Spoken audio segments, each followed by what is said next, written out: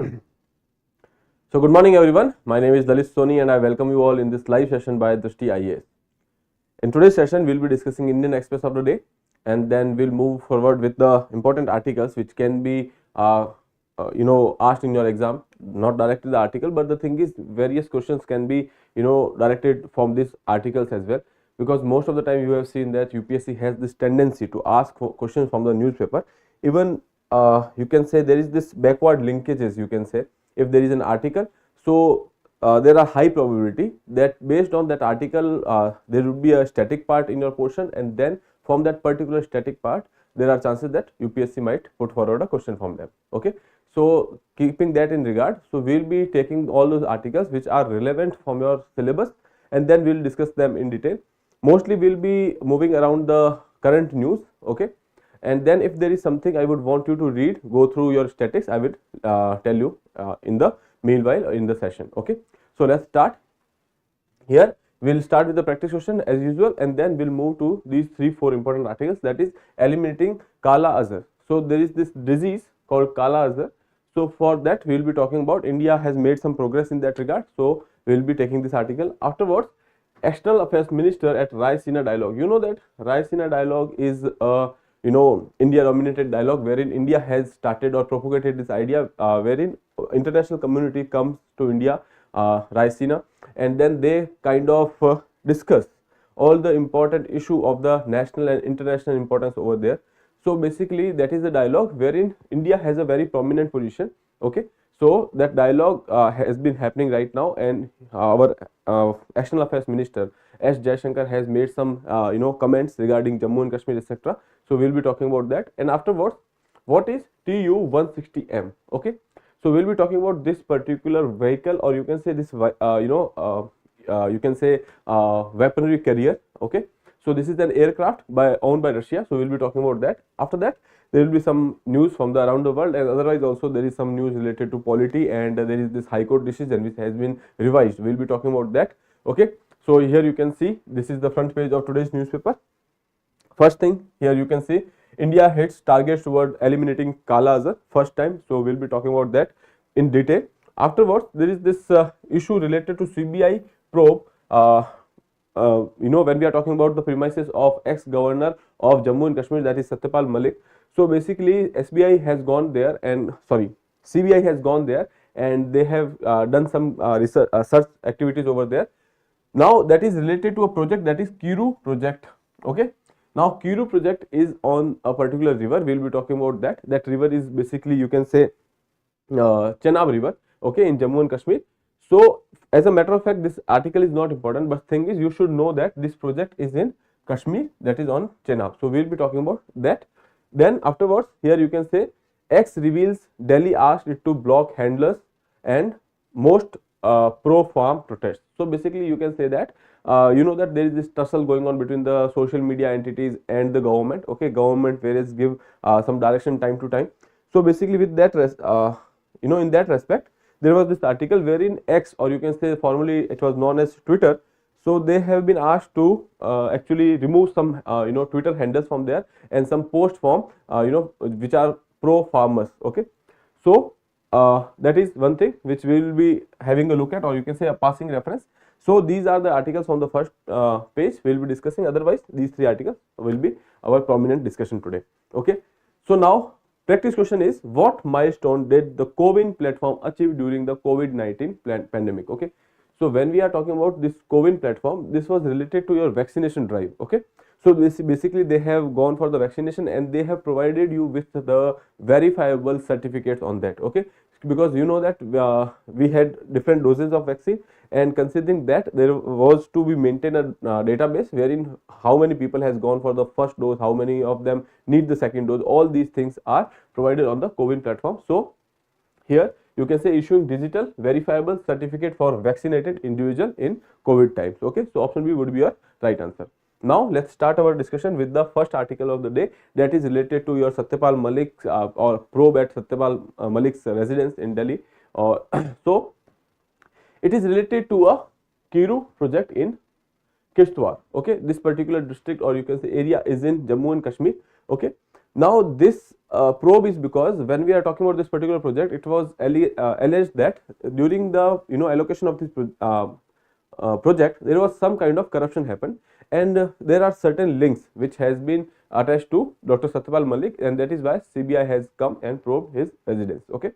Now here you can say, as a part of this probe into alleged corruption into award of the contract of for a hydel project in Jammu and Kashmir division, Kishtwar district. Okay, so basically in Jammu there is this Kishtwar district wherein this project is located. Other than that, here you can see when we are talking about this Kiru project, here this is the area of Kiru project. Okay, somewhere here we have this Kiru project. Okay, other than that, there are some other projects, that is Dal Hasti, then Pakaldul, Kishan Ganga. This is quite important for us. Okay, then we have Uri 1, 2, Salal. All these are the projects which are in Jammu and Kashmir. When we are talking about Jammu and Kashmir, you know that a prominent issue over there is Indus water. We have this Indus water treaty with Pakistan. Okay, so with that respect, that area becomes important, and this treaty is basically a water sharing treaty between India and Pakistan. Okay, and why it is necessary? Because most of the Pakistan's area which is under the catchment of Indus, and India is a upper riparian state. So if there is no treaty, or in case of any kind of issue between tensions between India and Pakistan, if India holds the water of these rivers, Pakistan will get water scarce, and that is why we had this treaty. Okay, there are negotiation with time to time there are certain negotiations also. Pakistan has issues with respect to some projects. Okay, just if we are talking about Kishan Ganga, Pakistan has this project related issues that India is using the water against the treaty. Now India has when we are talking about 6 rivers, 5 rivers are there in this particular catchment. So India has exclusive right on 3 rivers, and then only a water use right, not for the consumption, just for the irrigation. Energy production. Okay, so when we are talking about Indus water treaty, that becomes important for you. Okay, and other than that, these projects are kind of important. One more thing here is that when we are talking about areas like Jammu and Kashmir and Arunachal Pradesh, these areas have an element of hydro diplomacy attached to it. Okay, why? Because these areas have some certain rivers, and which are cross border rivers. Okay, when we are talking about this Indus river and other tributaries of Indus, these are cross border rivers between India and Pakistan. When we are talking about Brahmaputra, that is in contention between India and China. Okay, so that is why you will see that in the areas of Jammu and Kashmir and Arunachal Pradesh, we will see there is some kind of activities, or you can say some kind of aggression which has been shown by Pakistan at times. Okay, earlier when we are talking about 1990s and to 2000s, and then when we are talking about China, China is still doing that. So that is because of one element is hydro diplomacy as well. Okay, now moving further, let's start with the another article that is related to your health. And now in this article we will be discussing about a disease that is Kala Azar. Okay, or you can say that it is also known as black fever. Okay, so here in 2023, India hits targets toward eliminating Kala Azar first time. Okay, since this article is important, we will be discussing a few slides as well. But right now, let's have a look at the newspaper itself.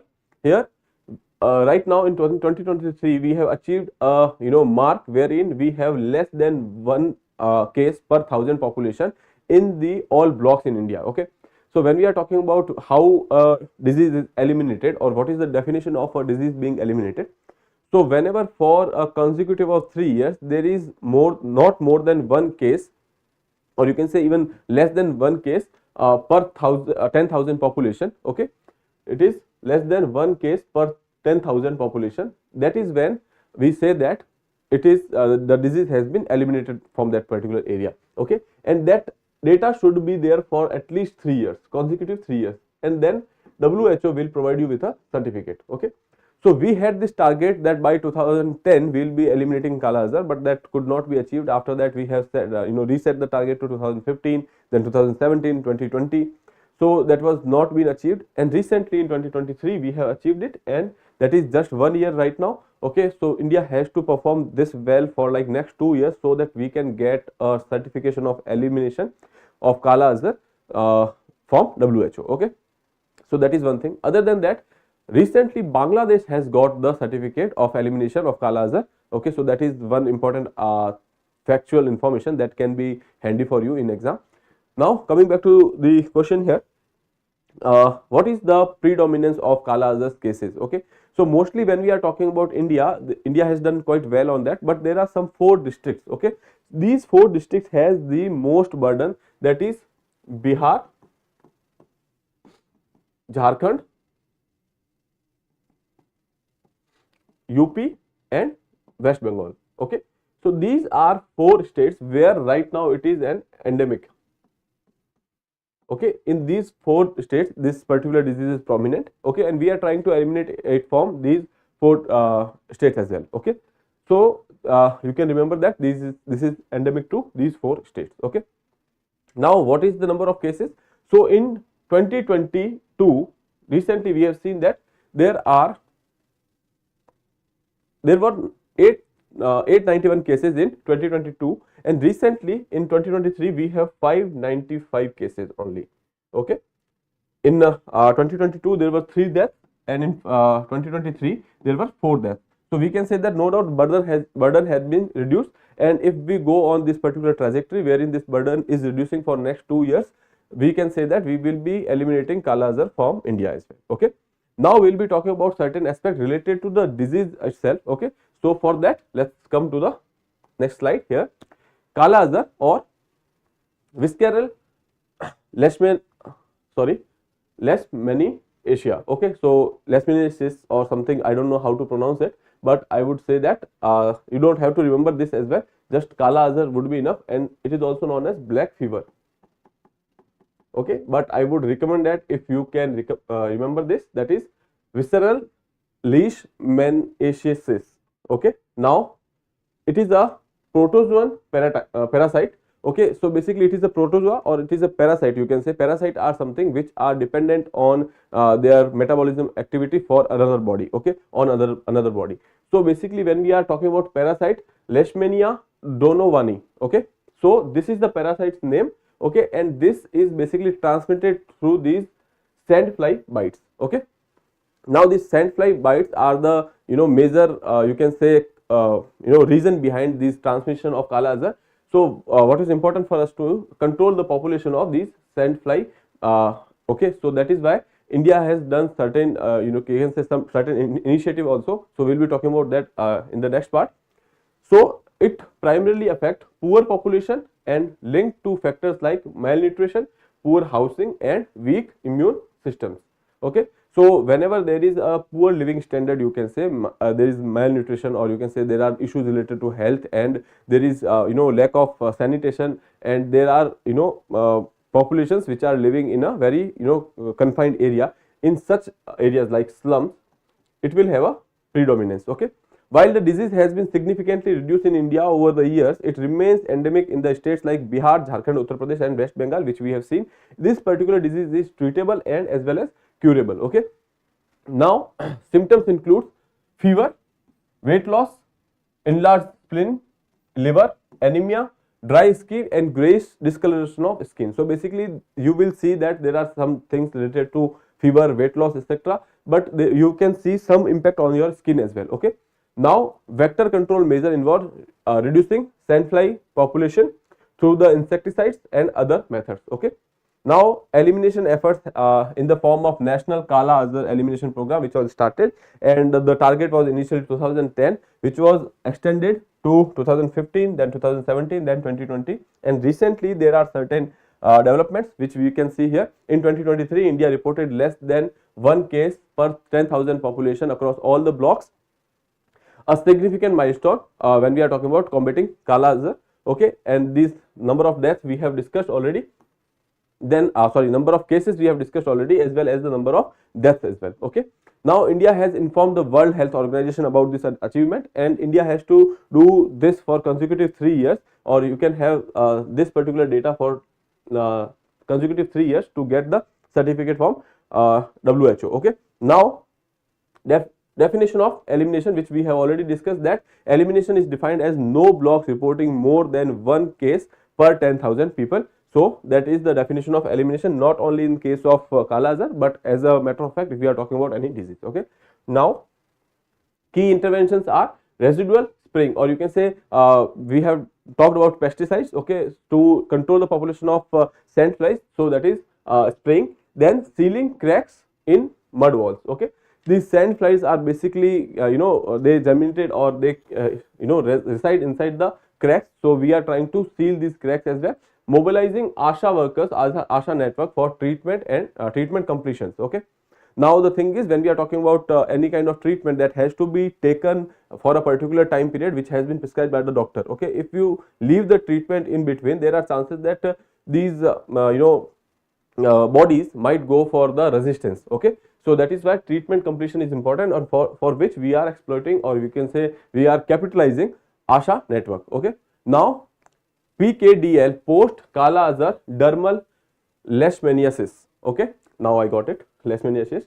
So basically when we are talking about PKDL cases, these require special attentions, because when this is basically talking about post Kala Azar. After Kala Azar, there will be a condition wherein this particular parasite will be inside your body, and the body will act as a reserve of these parasites. They might resurface, or the infection might resurface after a while. Okay, so that is why it becomes important to take care of PKDL as well. Okay, and that is why this ASHA network is being used. Okay, so there is no spread of infection again. So that is about Kala Azar. Most important things here are, here you can see, that is visceral leishmaniasis. Then it is a parasite, protozoan parasite. Okay, then you can say name is that Leishmania donovani. Okay, and it is transmitted through the sand flies. Other than that, it is treatable, curable. And when we are talking about the burden, that has been decreasing, and India has achieved a benchmark wherein we are having less than 1 cases per 10,000 population. We have to make sure that it be the same situation for next 2 years, so that we can get a certificate by WHO, which gives, for if you are going for the less than 1 case for 10,000 population for consecutive 3 years, that is the definition of elimination which has been recognized by the WHO. Okay. Other than that, we have seen that it is curable, and we have this national mission on elimination of Kala Azar. So targets has been missed, but recently in 2023 we have achieved it. Bangladesh is a country which has eliminated Kala Azar, okay, recently. Now this is about this particular article. Now we can move further with the next article. So hold on.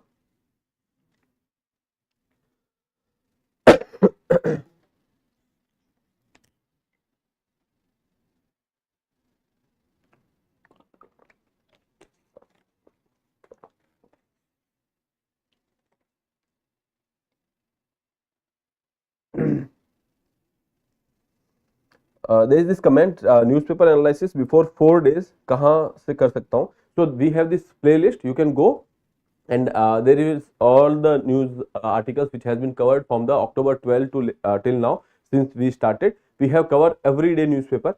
When there is a weekend, we will be going for the discussion of those articles on Monday. So let's say Saturday, Sunday articles will be discussed on the Monday with the Monday's newspaper. Okay, if because of some reason, if I am not able to take class, I will discuss the same newspaper the other day with the next day's discussion. So don't worry, we will be covering your newspaper quite well. Just make sure after our discussions you go to Telegram channel and you engage there. We will be sending your PDF to that channel as well. So that will be important for you, because at the time of revision, such compilation will come handy for you. Okay. So now moving further, X reveals Delhi asked it to block handles. Mostly they are pro farm protest. Okay, basically X, or you can you must have heard the name Twitter. It was earlier known as Twitter. After that, Elon Musk occupied the company and renamed it to X. Okay, now they have been asked to remove certain handlers and certain posts which are related to farm protests. Government can do that under IT rules we have in 2006. But based on that, government can ask these social media entities to remove certain posts. Okay. Now the thing is, this has not happened for the first time. Earlier also it has happened. When we are talking about 2021, there was another farm protest at that point of time also, and that point of time also India has asked for removal of certain posts. Okay.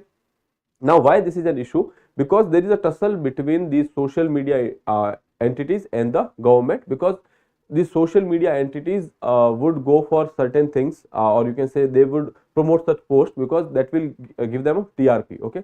Second thing is they are saying that they are in the support of expression of freedom, or you can say freedom of speech and expression.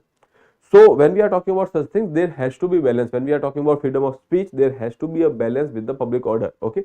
So considering that, government can sometimes go for such orders. I'm not saying that such orders will always be necessary, or you can say sometimes government might go for overuse of the power. Okay, that is another thing. But then there is Supreme Court which can decide on that. In the last time when it happened, and the case went to the Supreme Court, and Supreme Court has decided in favor of government. Okay, so that power this government has under IT rules. Recently we have IT rules of form 2021. Okay, so based on these rules, government can ask these social media intermediary, or they can guide, they can give some direction, and if you are not complying with that directions, there might be a provision of jail as well. Okay, so in this recent case as well, though they have put forward their resentment, they have said that it is against the freedom of speech and expression, yet they have gone for deletion of such posts and blocking these Twitter handles. Okay, or you can say handles on the X platform. Okay, so that is about this particular thing.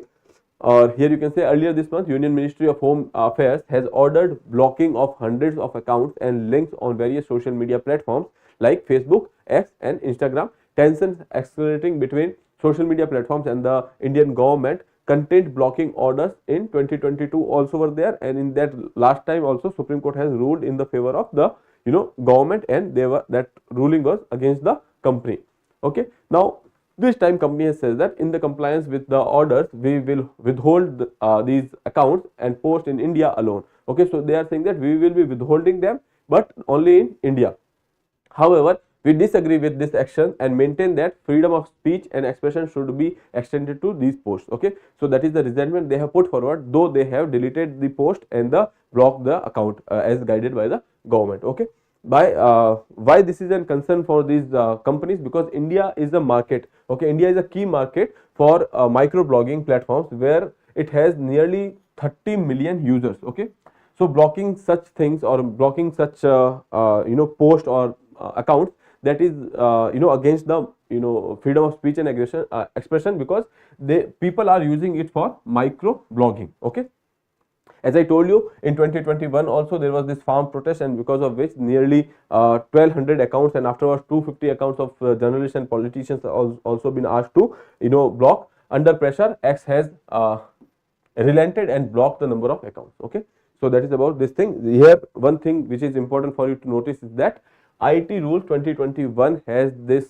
provision wherein government can give you some direction, and if you are not complying with that direction, in that case your CEO etc., such people might go for jail term as well. Okay, so now moving further with the next article, that is basically related to a High Court order which has been revised. Okay, so basically what happened, some months back, there was this High Court order which says that Methi communities should be included in the ST list, and that guidelines was given to the state government. Now the thing is, state government does not have power to, you can say, amend the list which has been prepared under article 341.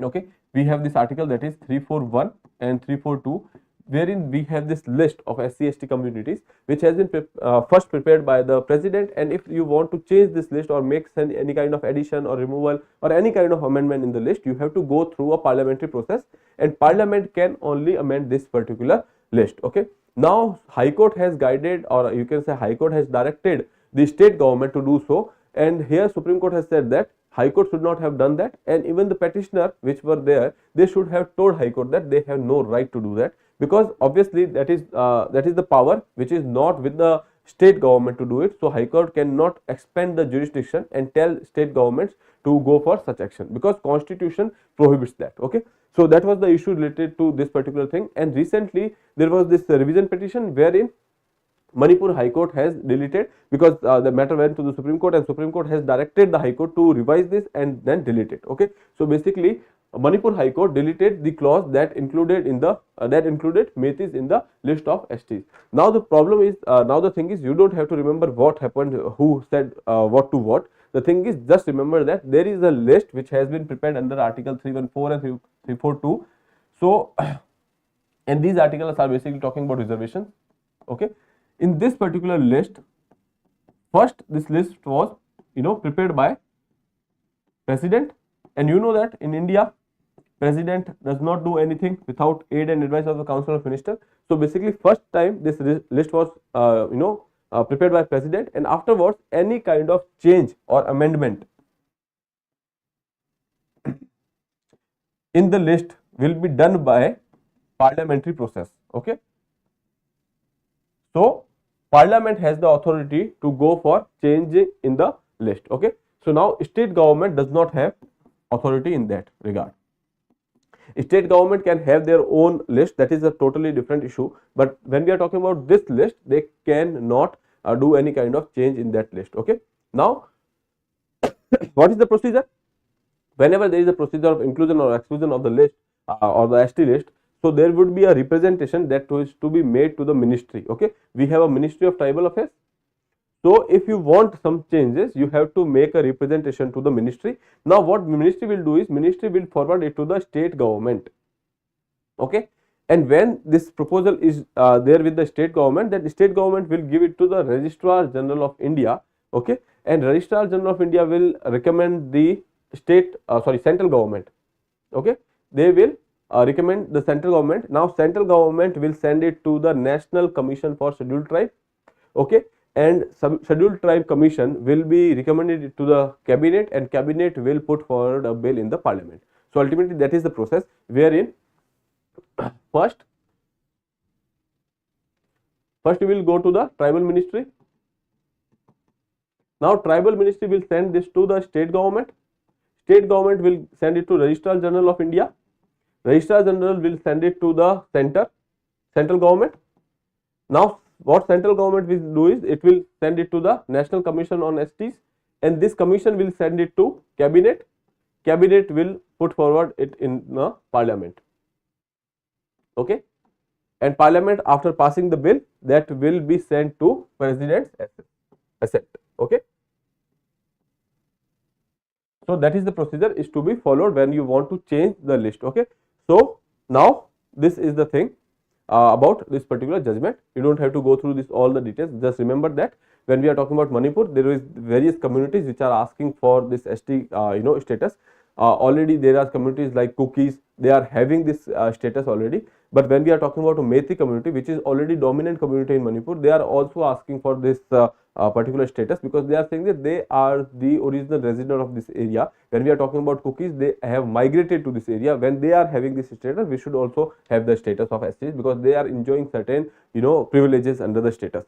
Now the thing is, at that point of time, High Court has directed state government to make some changes in the list and include the Meiteis in the list. Okay, now it was put for the revision, and wherein they have said that the thing is, they don't have this power, because Supreme Court has said that High Court does not have such power to aggravate or expand their jurisdiction and do something which is not given in the constitution, following which High Court has deleted that particular paragraph from that judgment, because obviously state government does not have power over it. Okay, now when we are talking about the power, there are two articles, that is Article 341, 341 and 342 of the Indian Constitution, which talks about a presidential order wherein a list was prepared by the president, and that list is basically for ST and ST community.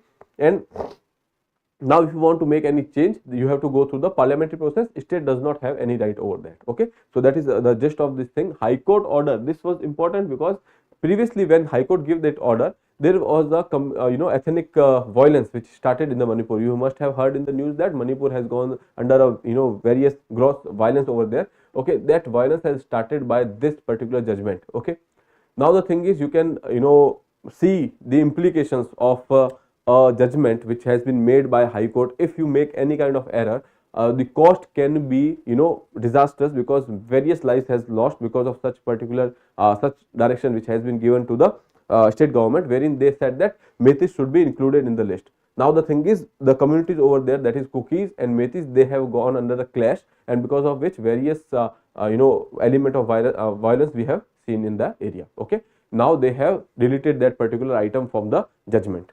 Okay, now moving further. So Raisina dialogue, as I told you, this is a dialogue which is predominantly, you can say, when we are talking about, it is idea which is given by India. Okay, in this dialogue, basically what happens, we talk about international issues.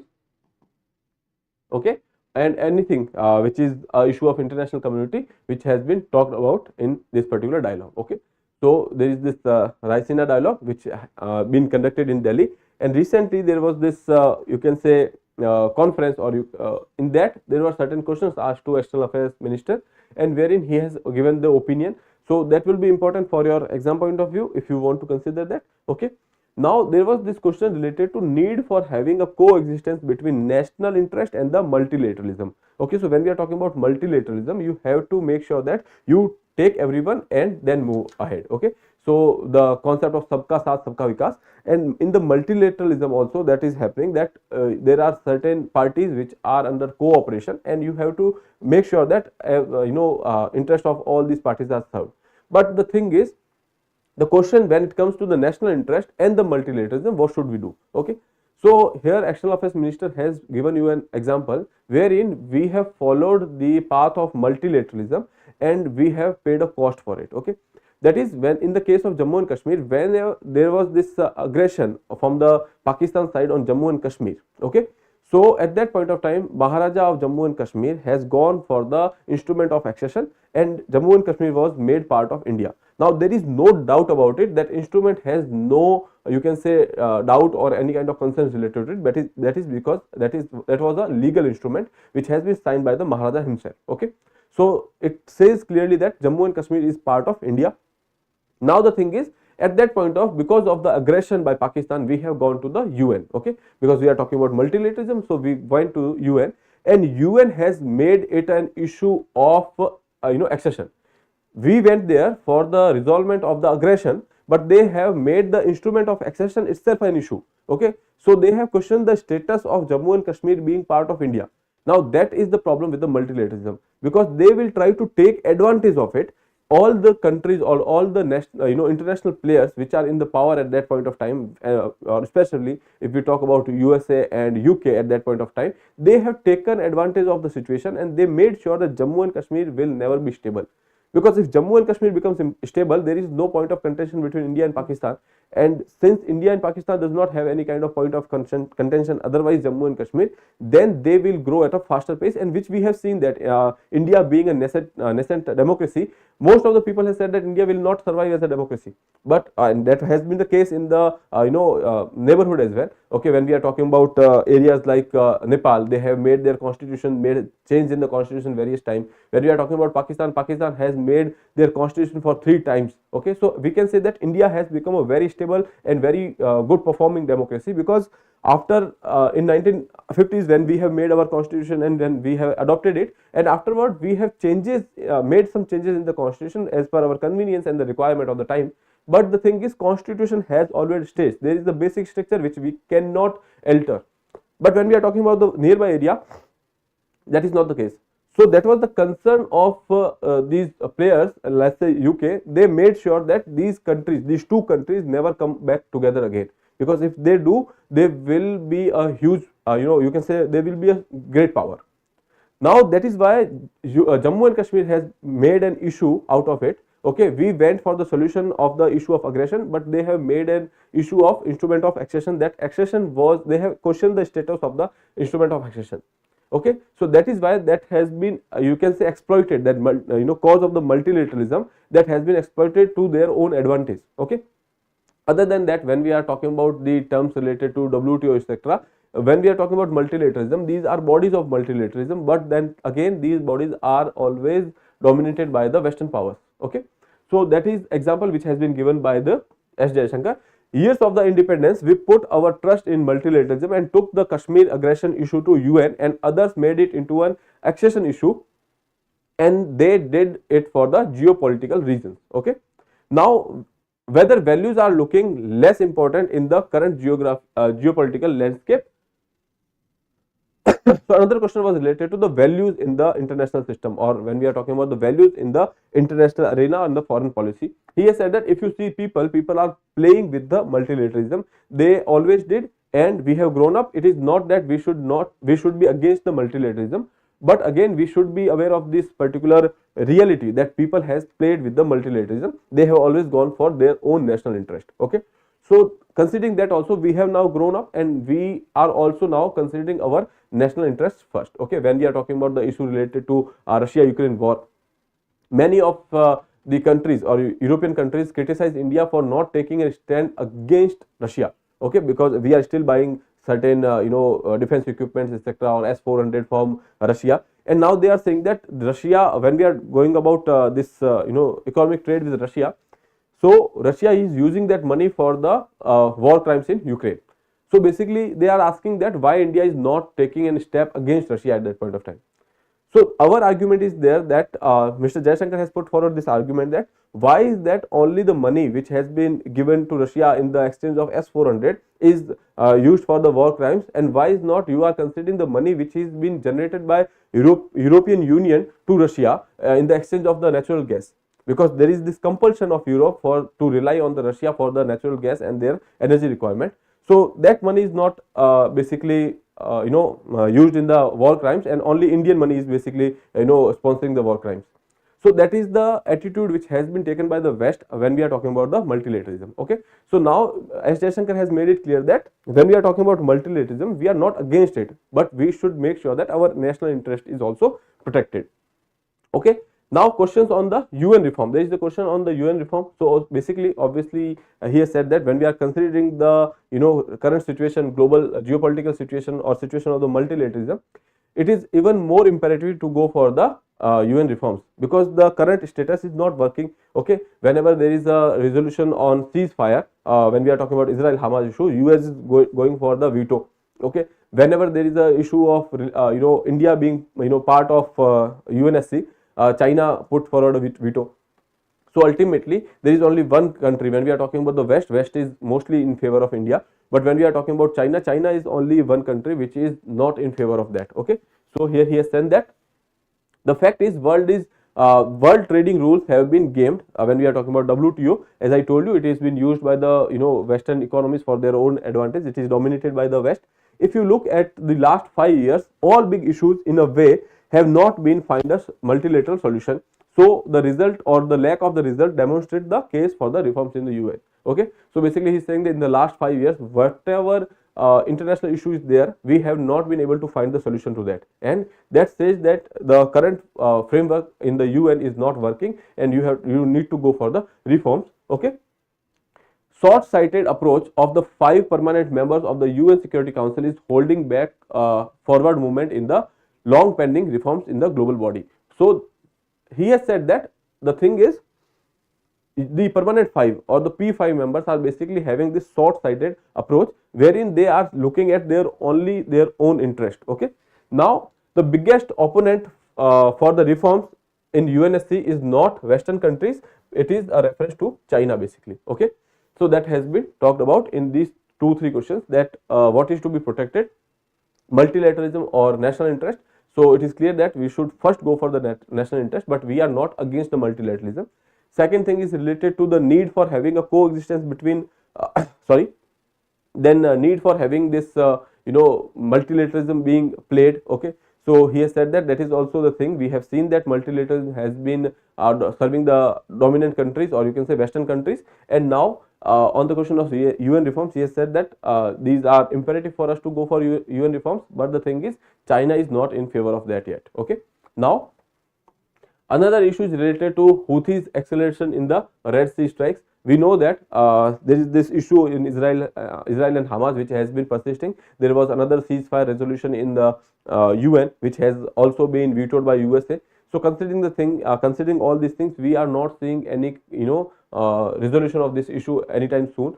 So considering that, Hamas has said that, Houthis Houthis has said that they will go for the further escalation in the Red Sea, and they are now supposed to there are speculations they might go for the submarine weaponries as well. Okay, so that will be even more detrimental in the area. Okay. Now, who are Houthis? I have discussed it very many times, that they are Yemen based and Iran backed rebels. So basically they are rebels which are based in Yemen. They are residing in Yemen area, but they are backed and sponsored by Iran. Okay. So they have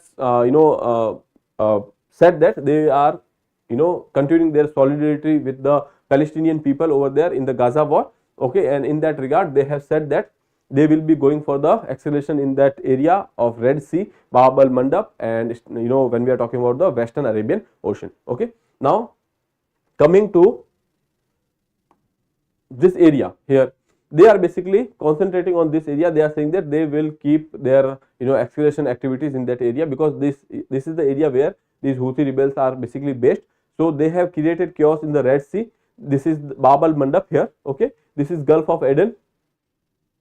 So that is important. Bab al Mandab, then Red Sea, Gulf of Aden. Then we have this Strait of Hormuz. Okay, so Strait of Hormuz, when we are talking about, this is not part of this acceleration yet. Okay, but you know that these when we are talking about such element which has tendency, or when we are talking about violence or war, this has tendency to have spread or having some effect on the nearby areas as well.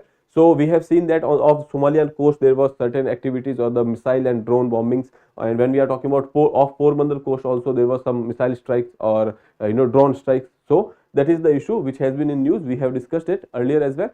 So now you can go through this area. This area becomes even more important for you. I would want you to go through the countries in that area, or whatever features are there, like Gulf of Aden, we have Gulf of Aqaba here, that is Red Sea, Sinai Peninsula. All these features you should have in mind, because they might ask you one question from this area, because this area has been in use for like 6-7 months now. Okay.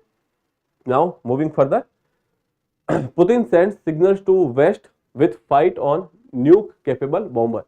So basically when we are talking about this Tu-160M, this is a vehicle, or it is also known as blackjacks. Okay. So in the time of wars or world war, and afterward in the Cold War also, this particular vehicle was kind of in in the discourse. Okay, and NATO player has given it a name, that is blackjacks. Okay. Now Putin has traveled through this particular bomber. It is a nuke, or you can say nuclear weapon capable bomber. Okay. So basically it has the capacity to hold these nuclear weapons. So that is why this is an indication, or you can say Western countries are seeing it as an indicators that even if the need be, there are capacities which Russia might use. Okay. So Russian President Vladimir Putin flew on the modernized Tu-160M. As I told you, this particular vehicle or bomber was present there in the time of the World War as well. Okay, but now they have modernized it even to enhance the capacities. Okay, so now here you can say that Tu-160 nuclear capable bomber on Thursday, in a move likely to be seen in the West as the pointed reminder of Moscow's nuclear capabilities. Okay, so this is some kind of reminder to the Western countries that Moscow is still capable. Okay, after all these economic sanctions etc. Now the giant swing wing planes, condemned as the name of blackjacks by the military alliance NATO, is modernized version of Cold War era bomber that the former Soviet Union would have deployed in the event of nuclear war to deliver weapons at long distances. Okay, so it is a nuclear weapon carrier basically, you can say, and it is also named as blackjack. I remember one question when UPSC has asked about missile system, or you can say guided missile system of Israel. Okay, so they have directly given the name like this. Okay, and then they are given the 4 options. What is this? Basically a submarine or a guidance system or like that. Okay, so they might go for such questions in the future as well. So Tu-160M, that is also known as blackjacks. Okay, now with that most of the article we have covered. there is the article for your own read that is related to basically CBSE open books, which we have already talked about in our last discussion. So I would want you to go through this article because it is given in a very simple language. Okay, so now for a practice question, you can have a look at this question. Recently, which country officially validated by the WHO for eliminating Kala Azar as a public health problem? Okay, so options are India, Bangladesh, Nepal and Pakistan. So you have to attempt this question and answer in the comment box. With that, I would like to take your leave. If you have not subscribed the channel, please subscribe the channel. Thank you.